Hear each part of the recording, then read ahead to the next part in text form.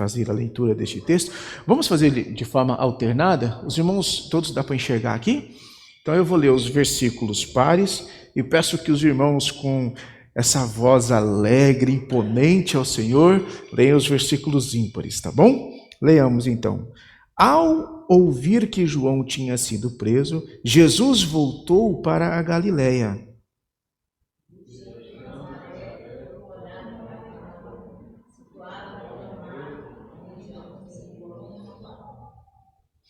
E isso aconteceu para se cumprir o que tinha sido dito por meio do profeta Isaías.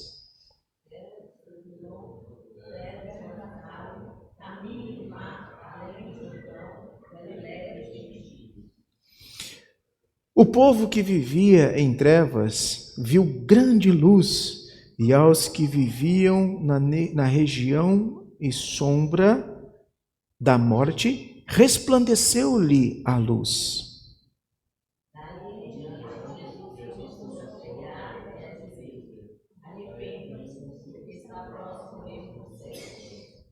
Arrependam-se, porque está próximo o reino dos céus. Nós estamos caminhando já para mais uma parte dessa série, que é a suficiência da palavra de Deus. Mateus agora está tratando exatamente sobre isso, a suficiência da palavra de Deus. Fazendo um lembrete daquilo que nós vimos anteriormente, no início desse capítulo, nós encontramos algumas verdades que elas estão implícitas aqui ainda. Quando nós olhamos para o começo do capítulo, nós percebemos que João Batista estava pregando no deserto. E quando João Batista pregava no deserto, ele pregava a palavra de Deus. João Batista não pregava aquilo que ele achava, pregava a palavra do Senhor. E o que é mais interessante é que a pregação da palavra de Deus levava os homens ao arrependimento.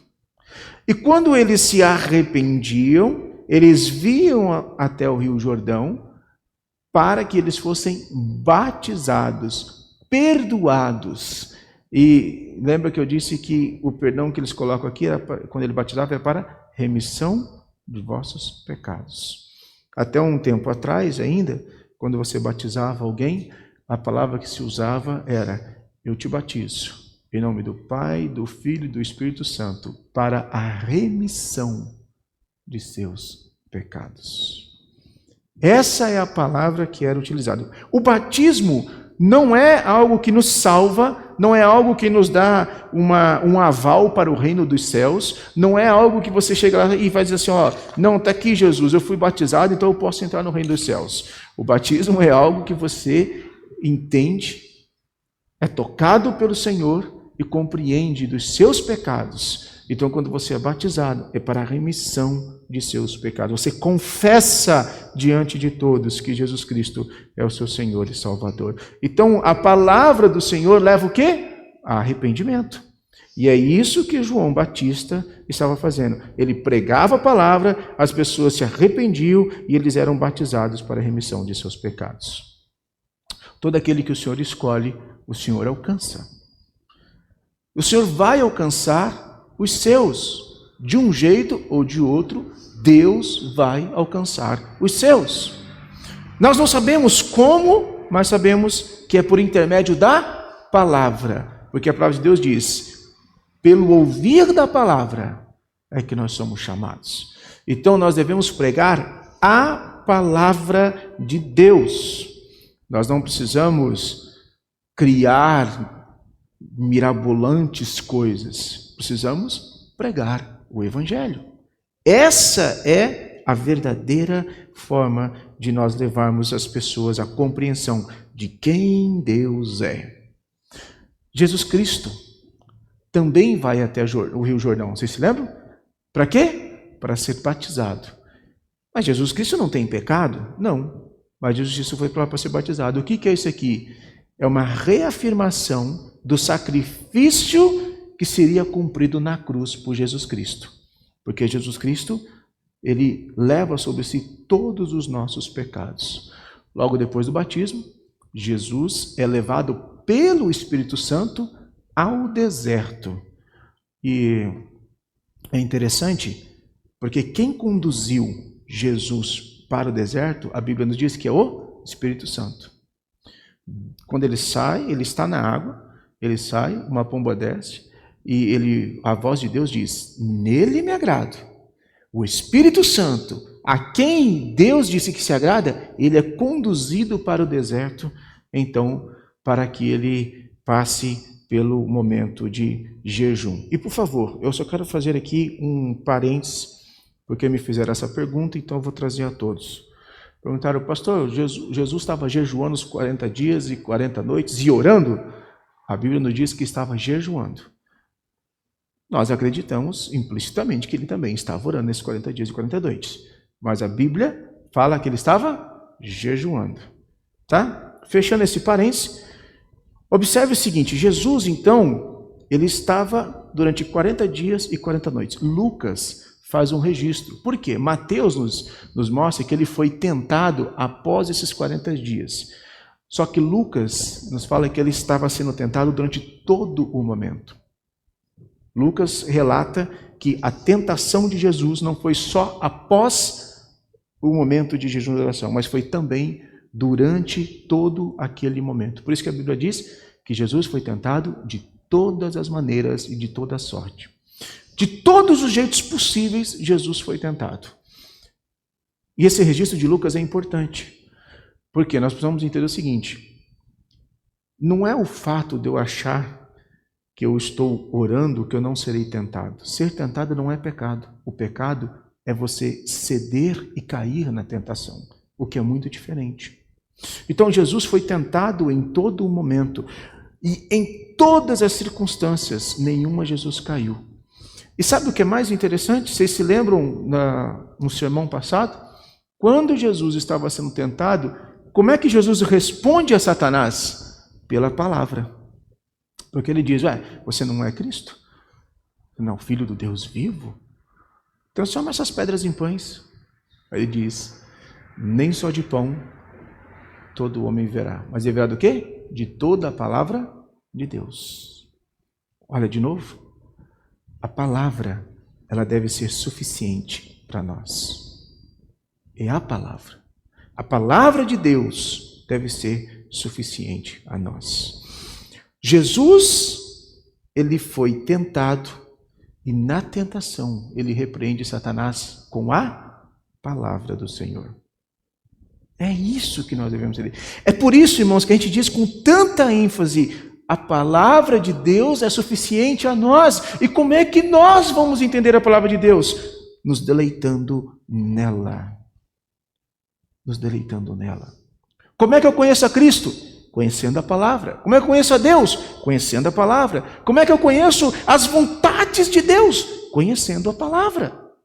Como é que eu ouço a Deus? Não vou orar e de repente ouvir um vozeirão dizendo, né, ó, meu querido filho. Não, eu ouço a Deus quando eu leio a palavra.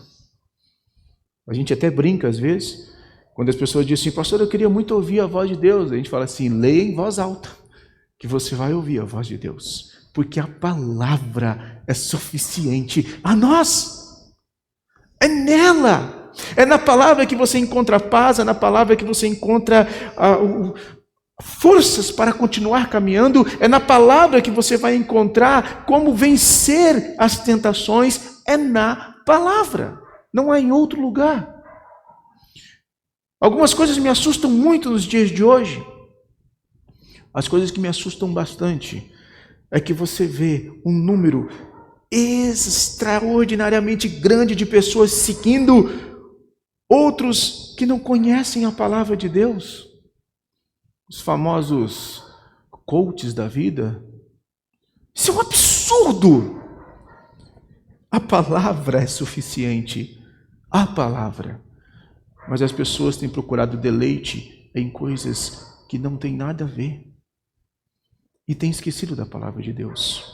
Então a palavra tem que ser suficiente. Porque é a palavra que vai acalmar os nossos corações. É a palavra que vai nos dar força para caminhar. É a palavra que vai nos conduzir para o dia da glória. É a palavra que fará isso. Feito esse arcabouço, gostaria de contextualizar este pequeno trecho que nós lemos. Nós encontramos aqui, não de forma muito clara, uma conexão cronológica entre os versículos anteriores. Mas eu quero trazer para entendermos um pouquinho mais o que esse texto está nos dizendo e por que João Batista foi preso. Eu concordo muito, tem um escritor e comentarista chamado Ralph, e ele diz o seguinte: a prisão de João Batista, ela é a ordem cronológica para o início do ministério de Jesus. Vamos tentar entender isso. Mateus está registrando aqui que João Batista foi preso. Para entendermos um pouquinho, nós precisamos conhecer a história. João Batista ele foi preso por causa de Herodias. Quem era Herodias? Era a mulher de Filipe. Filipe era meio-irmão de Herodes. Bom, Herodes achou graça em Herodias, e Herodes então se divorciou de sua esposa, e aí Herodes, ao se divorciar de sua esposa, se casa com a esposa de seu meio-irmão, Herodias. João Batista estava pregando no deserto, e João Batista pregava a palavra de Deus, e João Batista estava lembrando a todos, inclusive a Herodes, dizendo assim: olha, vocês se lembram da lei de Moisés que está lá em Levíticos?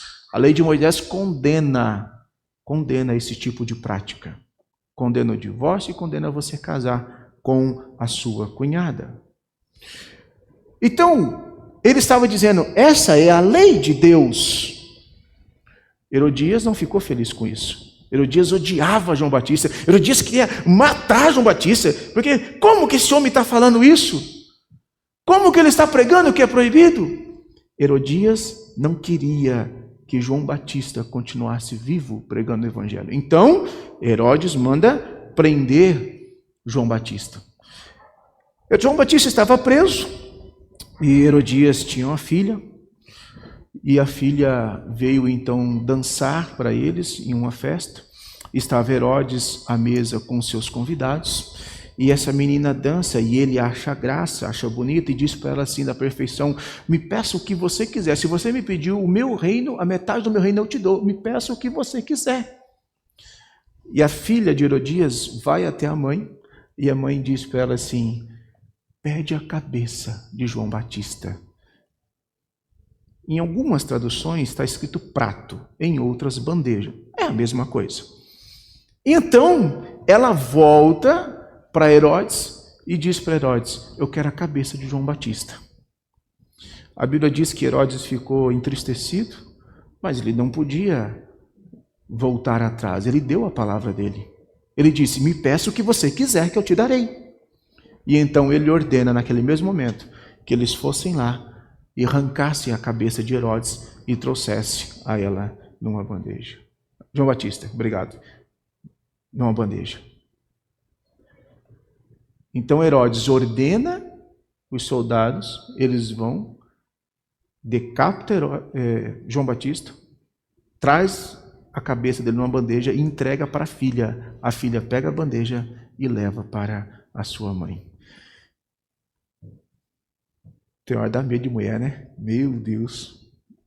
É isso que ela fez. Meus queridos, quando o coração do homem está desconexo da palavra de Deus, ele vive pelos seus próprios prazeres. Essa mulher estava desconexa da palavra de Deus. Herodes estava desconexo da palavra de Deus. Herodes vivia pelos seus próprios prazeres. Essas mulheres viviam pelos seus próprios prazeres. E quando isso acontece, você arruma um jeito para suas verdades pérfidas serem cumpridas. para que aquilo que está no seu coração seja cumprido.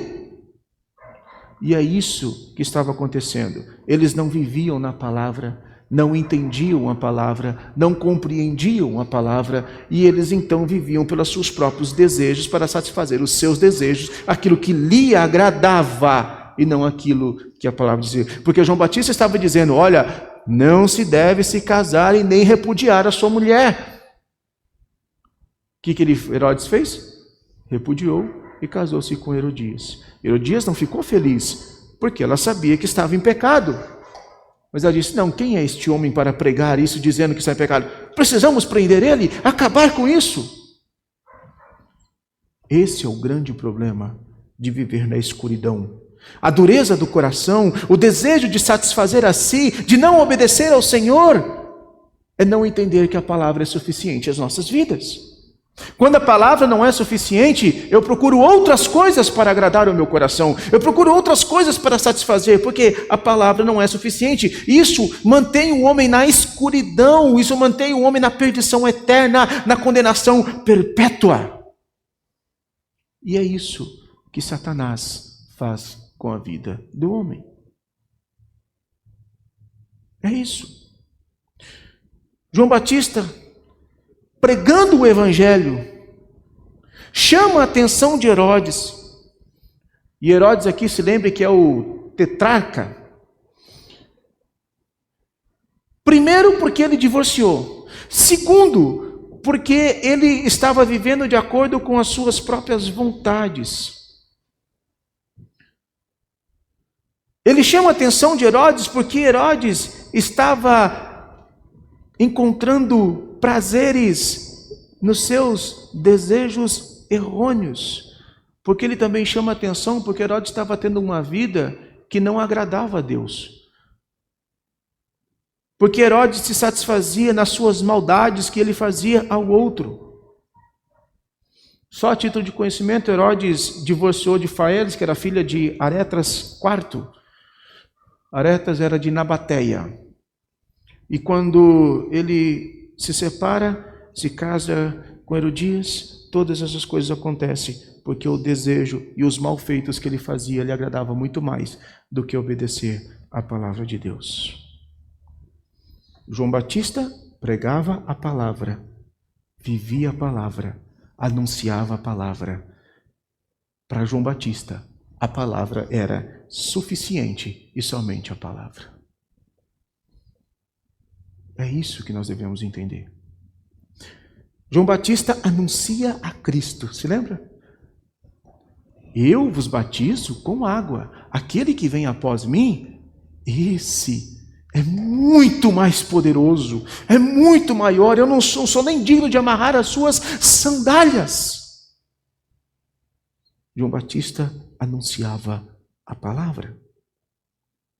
O que João Batista está dizendo é que é só a palavra que pode mudar. É só a palavra que pode trabalhar no seu coração e lhe fazer entender quem Cristo é de verdade. É a palavra que vai moldar o nosso ser. E não é outra coisa. Não existe outra forma. A palavra de Deus deve ser suficiente. Para João Batista ela era suficiente, porque ele não se importou em ser preso. Ele não se importou se ele fosse morrer, porque a palavra é suficiente. Ele não tinha medo de falar do evangelho. Ele não tinha medo de pregar. Ele não tinha medo de falar do amor de Deus, porque a palavra era suficiente. E isso nos leva a entender por que João Batista pregava e as pessoas mudavam? Porque a palavra é suficiente. Porque Deus alcança os seus. Por que a palavra é suficiente? Porque a palavra revela a Cristo Jesus. Quando nós observamos os versículos, ele está dizendo: ao ouvir que João tinha sido preso, Jesus voltou para a Galileia e deixando Nazaré, foi morar em Cafarnaum, situada à beira-mar da região de Zebulon. E isso aconteceu para se cumprir o que tinha sido dito por meio do profeta Isaías. Ou seja, todo esse percurso aconteceu para se cumprir o quê? uma profecia, aquilo que já tinha sido dito. Aquilo que está na palavra, ela acontece conforme está na palavra, e ela é imutável. Ela não muda, e ela jamais vai mudar. A palavra de Deus nos diz, desde o início, que o Senhor enviaria um Salvador para que derramasse o seu sangue na cruz por nós, para que nós fôssemos lavados e perdoados. Desde o início, a palavra nos diz o seguinte, que aquele que não amar verdadeiramente ao Senhor como seu, e não reconhecer como seu único Salvador, esse está condenado por toda a eternidade. Deus disse que condenaria e mataria aqueles que não amavam verdadeiramente ao Pai, que não obedecessem a sua palavra. O que acontece no Antigo Testamento com muitos deles? Morrem por não obedecer a palavra. Quando a palavra não é suficiente, nós não entendemos os cumprimentos dela. Quando a palavra não é suficiente, nós não conseguimos ter paz. Porque a paz nos é dada não porque nós sabemos o que está acontecendo, mas é porque Cristo nos concede a paz. Porque a paz nos é dada com Deus e a paz nos é dada em Deus. Nós estamos livres da condenação porque Cristo Jesus cumpre cabalmente todas as coisas. Então o profeta, aquilo que disse, aconteceu. A palavra de Deus acontece porque Deus não é homem para mentir. A sua palavra não volta. Deus não vai chegar amanhã e dizer assim, não, cansei, não vou mais salvar ninguém. Chega, já passou muitos anos. Não, Deus, o que Ele disse vai acontecer. Deus disse que viria um Salvador e o Salvador veio. E Deus disse que Ele voltaria e Ele está voltando para buscar todo aquele que verdadeiramente crê que Jesus Cristo é o seu Senhor e Salvador. Essa é a grande beleza da palavra. Você pode voltar com a tua palavra atrás. Deus não. Você pode se esquecer de algo que você prometeu. Deus não. E Deus disse que Jesus Cristo voltará para buscar os seus. Por isso que a palavra de Deus revela Cristo. Mas a palavra de Deus, ela revela Cristo. A palavra de Deus também te tira das trevas. Herodes ouviu da palavra, mas para ele não era suficiente, então ele permaneceu vivendo naquela podridão. Mas aqueles homens que ouviram a palavra foram até o Jordão e foram batizados porque reconheceram que eles estavam em pecado. Porque a palavra de Deus te tira das trevas. A palavra de Deus nos ensina como que nós devemos viver. A palavra de Deus diz que nós devemos amar uns aos outros. O versículo 16 diz assim: o povo que vivia em trevas viu grande luz, e aos que viviam na região e sombra da morte, resplandeceu-lhes a luz. Aonde Cristo entra, as trevas não permanecem. Aonde Cristo está, as trevas não permanecem, porque Cristo é muito maior do que as trevas. A salvação está em Cristo Jesus e não em outro lugar. Todo aquele que consegue ver Cristo, aquele povo estava vivendo em trevas, mas eles viram grande luz. Herodes estava vivendo em trevas, tinha o seu coração endurecido e ele não conseguiu se voltar-se para Cristo, porque o prazer dele não estava em deleitar-se na palavra, mas em deleitar-se nos seus próprios prazeres e desejos. A palavra de Deus nos leva a viver vidas diferentes. Salmo capítulo 15 tem uma pergunta muito interessante. Salmo 15, vamos abrir só para vocês entenderem a beleza do Salmo 15. Vou abrir aqui para os irmãos poderem acompanhar. Salmo 15, nós temos uma pergunta extraordinária sendo feita por Davi. E quando Davi está realizando essa pergunta, é fantástico, porque ele responde esta pergunta que ele faz no início. Porque nesse momento, possivelmente, ele estava levando a arca da aliança, E quando ele está levando a Arca da Aliança, ele então está perguntando, quem pode entrar, Senhor, no teu tabernáculo? Olha que interessante. Quem pode entrar, Senhor, no teu tabernáculo? Essa é a pergunta que ele faz. E a pergunta feita, ele responde de forma fantástica. São duas perguntas. Senhor, quem habitará no teu tabernáculo? Quem poderá morar no teu santo monte? Olha como é que ele responde à pergunta. Aquele que vive com integridade, que pratica a justiça e de coração fala a verdade. Aquele que não difama com sua língua, não faz mal ao próximo, nem lança injúria contra o seu vizinho. Aquele que a seus olhos tem por desprezível ao que merece reprovação, mas honra os que temem o Senhor. Aquele que jura e cumpre o que prometeu, mesmo com prejuízo próprio. Aquele que não empresta o seu dinheiro com usura, nem aceita suborno contra o inocente. Quem age assim não será jamais abalado.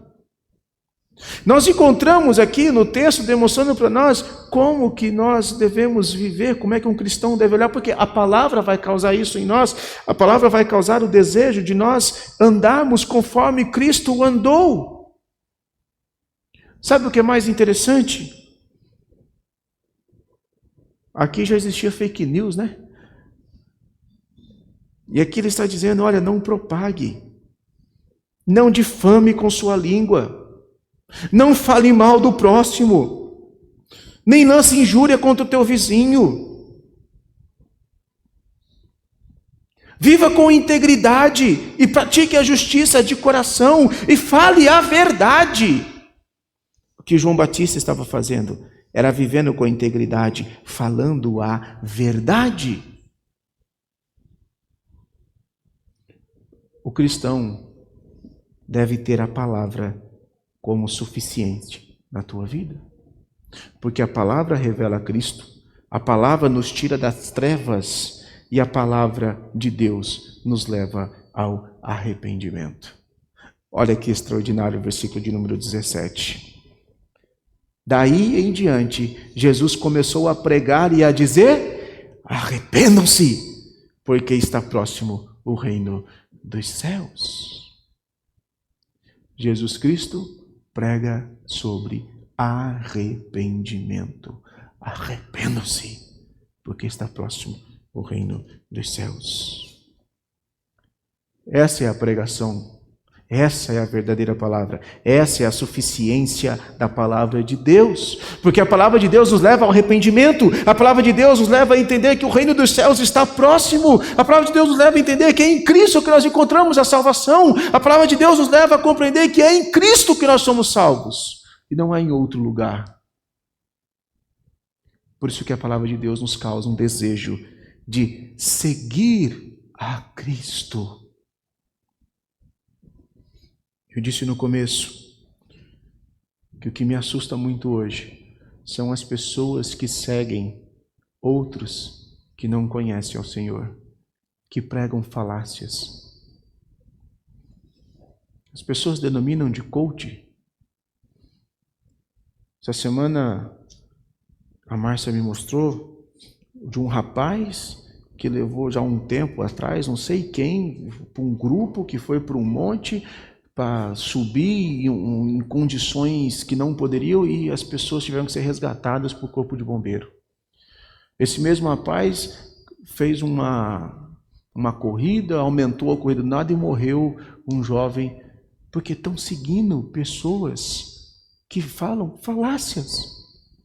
O que Cristo está nos dizendo é o seguinte: arrependam-se, pois é próximo o reino dos céus.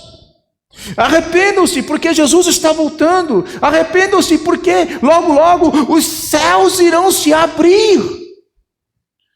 E você só entrará no reino dos céus mediante o verdadeiro arrependimento e entender que Jesus Cristo é o teu Senhor e Salvador. O que Jesus Cristo está dizendo, a palavra de Deus é simples, ela tem que ser suficiente, porque é por meio do arrependimento que nós encontraremos ao Senhor.